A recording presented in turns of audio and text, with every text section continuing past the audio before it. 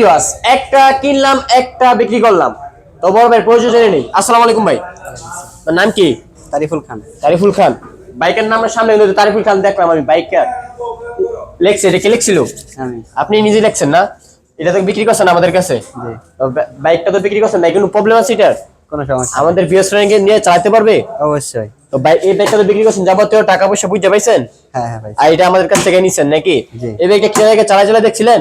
হ্যাঁ চালাই। সবকিছু ভালো লাগছে নাকি? হ্যাঁ, হ্যাঁ। বাইকের যাবতীয় পেপারস বুঝতে পাইছেন? হ্যাঁ পাইছি।